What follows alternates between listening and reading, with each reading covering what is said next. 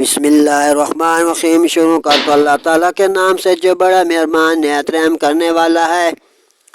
قل اللہم مالک الملک تؤتی الملک من تشاء وتنزع الملک ممن تشاء۔ یوں عرض کر اے اللہ، ملک کے مالک تو جسے چاہے سلطنت دے اور جیسے چاہے سلطنت چھین لے۔ وتعز من تشاء وتذل من تشاء، اور جسے چاہے تو عزت دے دے اور جسے چاہے تو ذلیل و خوار کر دے۔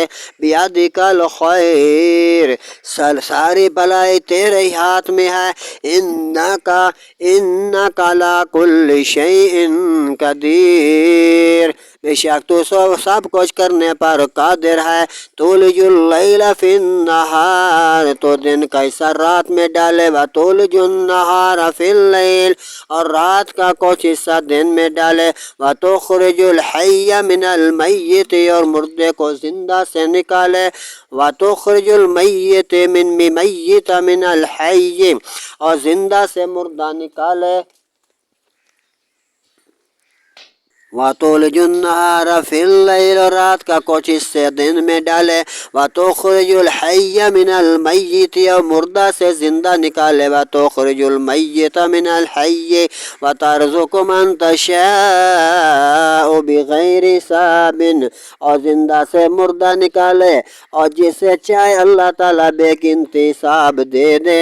لا يتخذ المؤمنون الکافرین اولیاء من دون المؤمنین، مسلمان کافروں کو اپنا دوست نہ بنائیں مسلمانوں کے سوا۔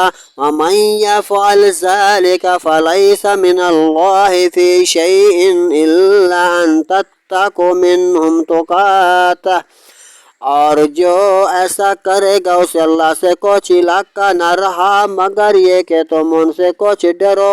منہم تقاتا ویحذرکم اللہ نفسہ، اور اللہ تمہیں اپنے غضب سے ڈراتا ہے۔ وإلی اللہ المصیر، اور اللہ ہی کی طرف پھرنا ہے۔ صدق اللہ العظیم۔